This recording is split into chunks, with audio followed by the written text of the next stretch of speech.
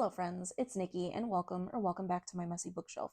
Today I'm here to share my weekly reading wrap up. Uh, I guess I should call it more of an update.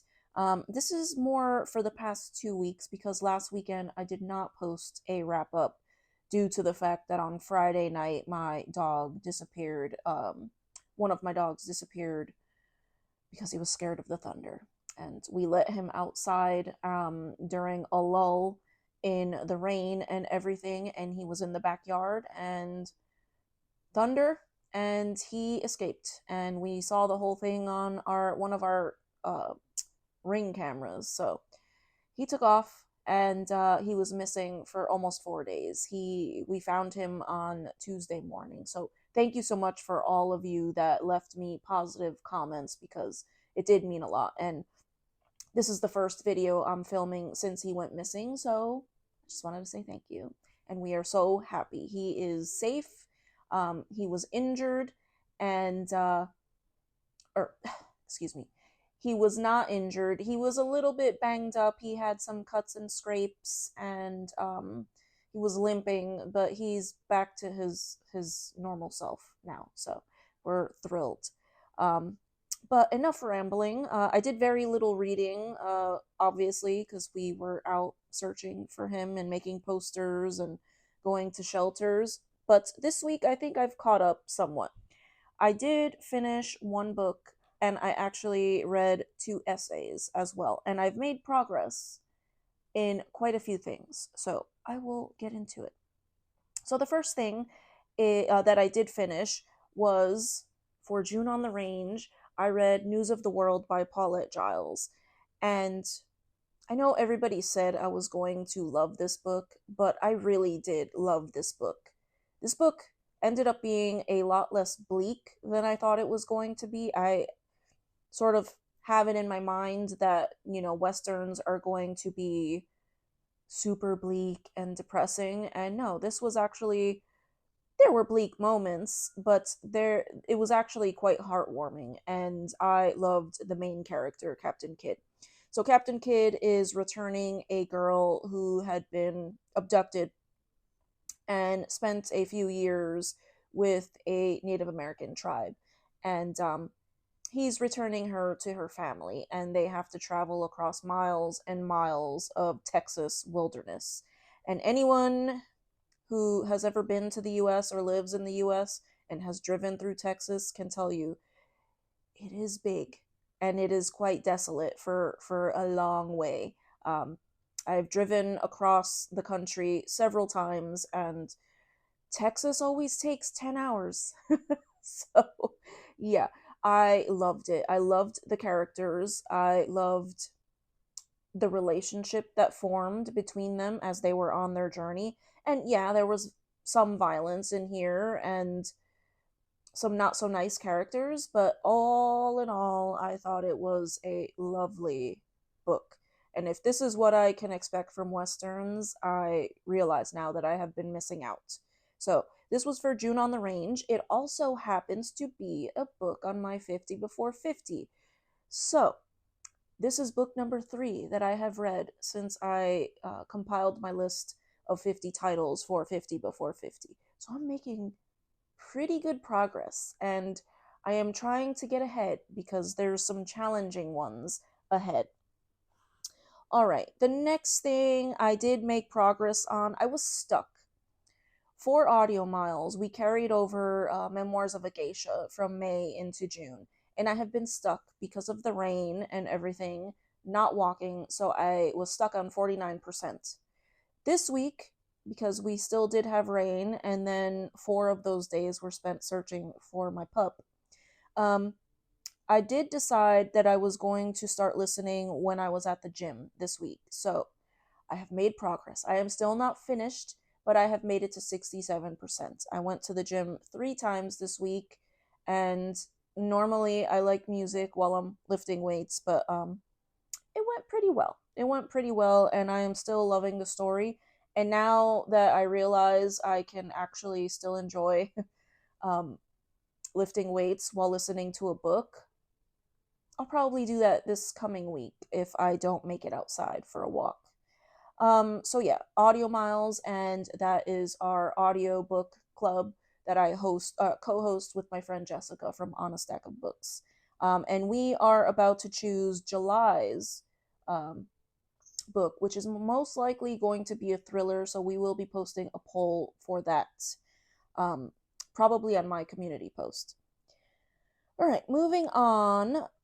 This one I am a little bit behind on, but I think I will easily catch up today. And this is for Randy Ray's Seriously Well Read Book Club. We are reading The Great Gatsby, and we're reading 2 chapters a week, which goes by in no time. It's a very short book, but circumstances, I am 1 chapter behind, so that will be easily remedied here very soon. This is a reread, and I am loving it just as much as I did the first time.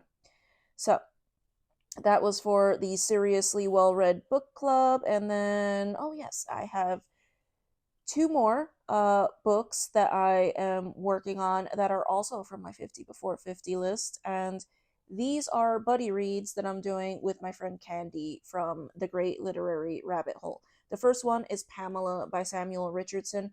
This one I am behind Candy, but I still anticipate finishing it this month in June. And we're following a maid who is being pursued by the master of the house, and it's so far it's almost like a soap opera, like with how melodramatic it it is. But I am enjoying it very much. But the villains in this story are just so over the top, and I cannot stand them, but that's good because I'm not supposed to. And yeah, we are enjoying discussing this and what awful people are doing to this poor maid. So, enjoying this one, enjoying having a buddy to read it with. And I do, like I said, anticipate finishing that in June. And then our other buddy read, another from my 50 Before 50, is War and Peace.